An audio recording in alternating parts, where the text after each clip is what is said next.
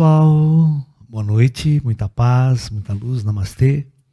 Bom, hoje nós vamos iniciar então a nossa maratona ufológica. Quem gosta de ufologia, quem gosta de discutir esse tema, né, sobre uma nova abordagem, sobre um novo ângulo, nós então vamos estar discutindo com profundidade esse tema, esse assunto, ok? Então, nós vamos começar com o famoso caso da Operação Prato.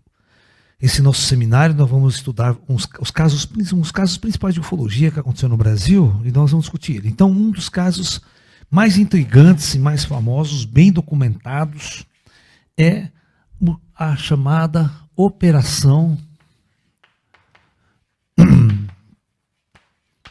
Prato.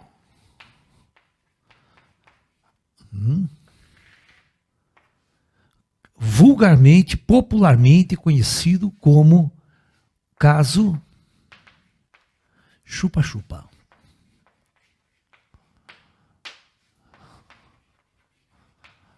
Ok? Vocês já vão entender já por que é o caso chupa-chupa. Muito bem. No interior do estado do Pará, em 1977, numa cidade chamada Colares, é uma ilha do Rio, no estado do Pará, no interior do estado do Pará, um fenômeno intrigante estava acontecendo numa população de uma cidade muito pequenininha, mas encostada na floresta amazônica ali, tá? Então, as pessoas começaram a ficar muito assustadas, presta atenção. Porque apareciam bolas de luzes no céu, objetos estranhos do céu, e esses objetos voavam baixo. Como lá é muito quente, é muito calor, as pessoas dormem fora de casa, dormem na rede, em ambientes externos. Essa bola de luz, né, que aparecia, esse objeto luminoso aparecia e lançava um fino raio que atingia as pessoas. Ok? Esse fino raio atingia as pessoas, deixando marcas e, aparentemente, as pessoas, depois de alguns dias, ficavam com uma espécie de anemia, vamos por assim, mas anemia branda, que depois passava. Então, essas pessoas se dirigiam até uma única médica que existia na cidade, e ela ficou intrigada, porque começou a aparecer muita gente sendo atacada por discos voadores. E o fato é que eles achavam que esse objeto chupava o seu sangue. Esse raio de luz extraía sangue, tirava sangue das pessoas. Por isso, popularmente, esse caso começou a ser chamado de chupa-chupa, lá no Nordeste. Tá? E por mais de 4 meses, isso ficou acontecendo direto lá. Aí então o prefeito da cidade, o pessoal da região, chamou a Força Aérea para investigar o caso. E quando a Força Aérea, uma equipe da Força Aérea chegou lá, uma equipe comandada, ela era comandada pelo coronel, né? O Irangê, se eu não estou escrevendo errado, Holanda. Ok? Muito bem. O Irangê, Holanda. E esse grupo levou máquina fotográfica, filmadora, levou um monte de equipamento, montaram acampamento, telescópios, tudo. E a briga de gato aqui. E ficou basicamente estudando, tirando fotos, né, desse caso com bastante veemência. Ok? Então, na verdade, os ETs diz que pareciam perto do exército, tiraram foto, 30 metros de distância a nave do agrupamento militar. Ju, vai lá olhar os gatos, por favor. Só um minuto, vai lá. Só um minuto, pessoal, vamos apartar uma briga de gato aqui em casa. né? Então, desconcentra tudo aqui, né? Ju, Luna, passa a primeira foto para mim, por favor, né? Então, essa foto que vocês estão vendo é uma ilustração, claro, né?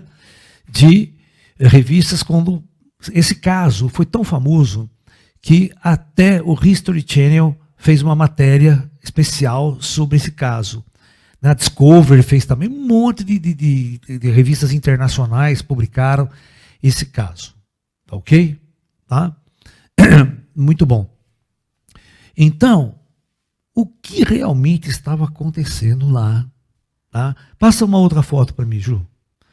Olha, essa é uma foto real de uma pessoa que foi atingida por esse raio e deixando marcas no corpo muito estranhas por OVNIs, UFOs.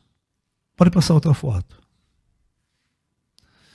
Essas são fotos tiradas, né, nessa Operação Prato dos objetos que estavam lá na época, luminosos, estranhos, que, né, reportagem até da BBC News, desse caso, Operação Prato.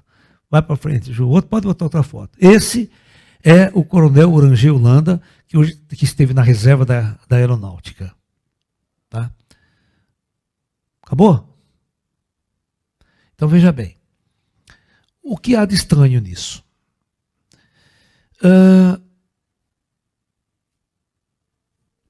Teve uma... eu esqueci a data exata do fato, mas passado muitos anos, né, 2000 e pouco, mas o coronel Oranger, ele chamou o Ademar Gevaert da revista UFO, que queria dar uma entrevista. Ele já estava na reserva, ele já estava, né, afastado da Força Aérea e tudo mais, tal, que ele queria falar tudo sobre este caso. Ele deu uma entrevista exclusiva e com o repórter da Rede Globo também. Tá? Então os dois, ao mesmo tempo, foram entrevistar a revista UFO e um repórter da TV Globo, que fez um caso especial, né? Um Globo Repórter especial sobre a Operação Prato, e essa declaração do coronel Oranger sobre tudo que realmente aconteceu lá na Amazônia, nessa Operação Prato, que era o nome militar, né, que a Força Aérea deu para essa operação. 2 meses depois dele dar essa entrevista, ele se suicidou. O coronel se suicidou.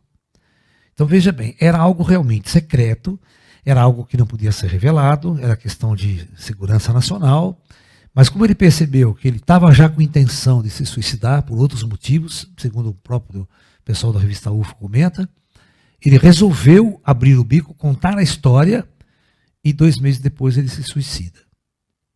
Tá? Então, realmente esse caso é um caso muito, muito intrigante, um dos casos mais importantes da ufologia brasileira. Eu quero conversar um pouco com as pessoas, se já tiver perguntas, as pessoas quiserem perguntar, conversar, eu já estou aqui para a gente debater esse tema, debater esse assunto. Nós vamos discutir esse caso de uma forma diferente.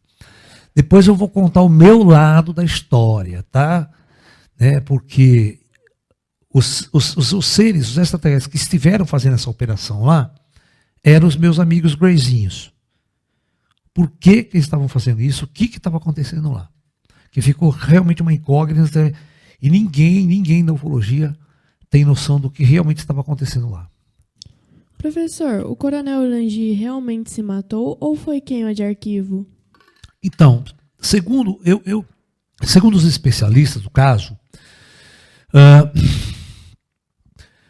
não foi queima de arquivo, ninguém matou ele, ele realmente se suicidou, ele já tinha tentado suicídio até antes, tá? E não conseguiu. Então, é por outros problemas familiares, tal. Você está entendendo? Não é queima de arquivo. Porque ele já falou tudo. Ele já revelou o arquivo. Vai queimar o arquivo para quê? Depois que o arquivo está revelado, né? Em rede nacional, né? Foi uma coisa assim muito, né, estranha.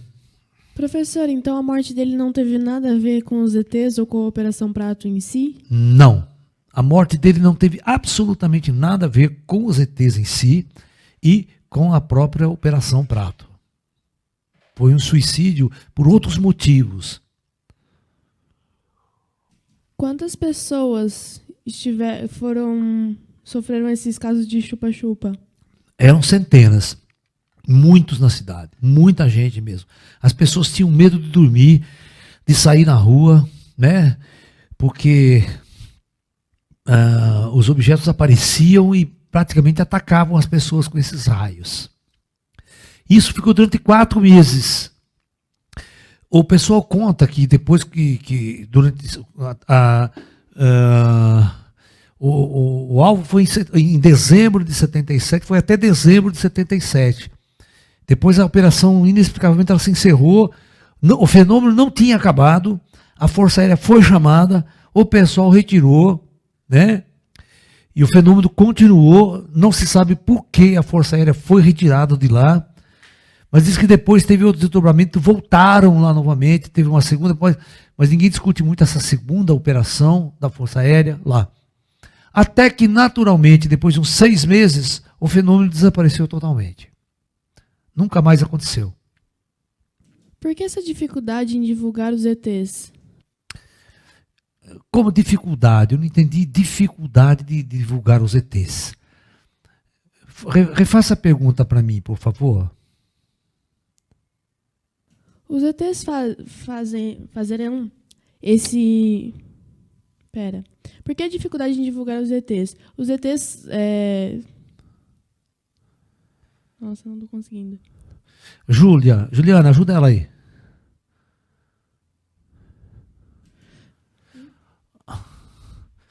Onde que está escrito aqui? Aonde?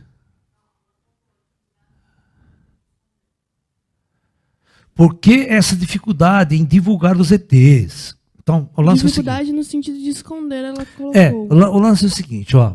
Eu quero que vocês entendam que tudo que era ligado a fenômeno extraterrestre, desde a década de 50 até hoje, em todos os governos, é considerado fato de segurança nacional.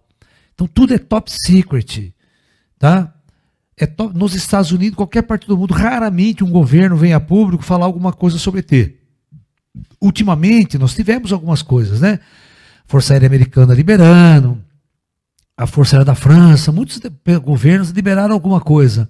Até o governo brasileiro abriu os arquivos da Força Aérea, com muitos estudos que a própria Força Aérea fazia, mostrando que a Força Aérea estudava, sim, o fenômeno UFO. Tá ok? Mas é raro. Nessa época, então, que é de 77, né? Essa época era a época da fechadura mesmo militar. E 77, nós estávamos em pleno regime militar, não sei se vocês sabem, né? E o regime militar era um regime bastante fechado, bastante duro para qualquer tipo de assunto diferenciado. Então, era um protocolo internacional e o fenômeno no Brasil também era top secret.